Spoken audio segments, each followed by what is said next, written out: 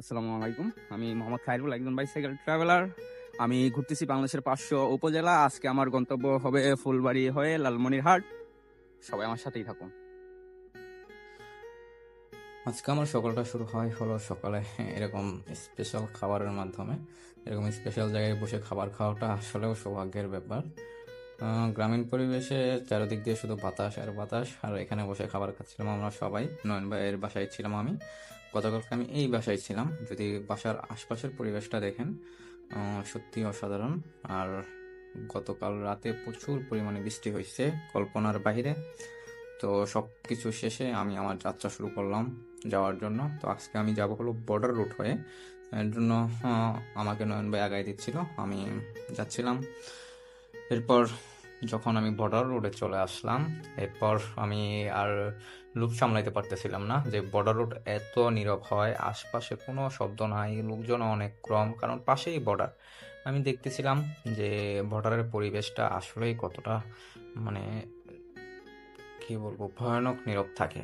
যদি আপনি দেখেন যে রাস্তাগুলো কত নীরবতা পালন করতেছে, আশপাশে কোনো লোকজন নাই। দেখেন কতক্ষণ যাবত ভিডিও করতেছি কিন্তু লোকজন দেখতেছি না। তো আমি বর্ডারের একদম কাছাকাছি আছি, প্রায় 50 মিটারের মতো মনে হয় দূরে হবে বর্ডার, এখান থেকে ইন্ডিয়ার বর্ডার। এই ডান পাশে যদি দেখাই আমি, বর্ডারটা কত কাছে একদম, এই গাছগুলো দেখা যাচ্ছে। এই গাছগুলোর পাশেই হলো ইন্ডিয়ার বর্ডার। তো ওই কাঁটাতার দেখা যাচ্ছে কিন্তু আমাদের বাংলাদেশে কাঁটাতার নাই। আর এই যে ছোট কি বলে, নদীও না, বিলের মতো আর কি, খাল হয়ে গেছে এটা।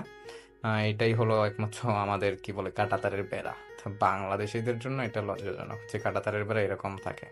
আজকের অভিজ্ঞতা, রাস্তায় আমার পাকা রাস্তায় চালাইছি, কাঁচা রাস্তায় চালাইছি, আবার এরকম ভাঙা ভাঙা ইটের রাস্তায়ও চালাইছি। এটা একটা দারুণ একটা অভিজ্ঞতা হয়েছে আমার।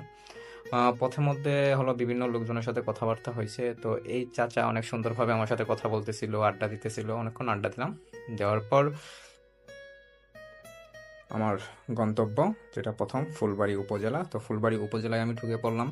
ঢুকে পড়ার পরে ফুলবাড়ি উপজেলার আশপাশের পরিবেশ দেখতেছিলাম। হুট করে একজন পাশ থেকে আমারে বলতেছে যে ভাই আমাকে ভিডিওতে নেন। তারেও একটু নিয়ে নিলাম। এরপর আমি আমার ফটোশ্যুটের জন্য তৈরি হচ্ছিলাম, ফটোশ্যুট করলাম। করার পর আবার বলতেছে, ভাই বলতেছে একটু সাইক্লিং করবো, আপনার সাইকেলটা একটু চালাই। চালানোর সমস্যা নাই। এরপর আমার যাত্রা হলো লালমনিরহাট সদর উপজেলা।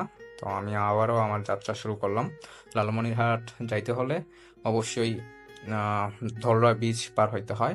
ধলরা নদীর উপর দিয়ে ধলরা ব্রিজ, এই ব্রিজ পার হয়েই লালমনিরহাটে যেতে হয়। আমি মনের সুখে যাচ্ছিলাম। তবে ব্রিজ পার হওয়ার পরে হলো আমার জোহরের নামাজ পড়ার প্রয়োজন ছিল। এরপর মডেল মসজিদ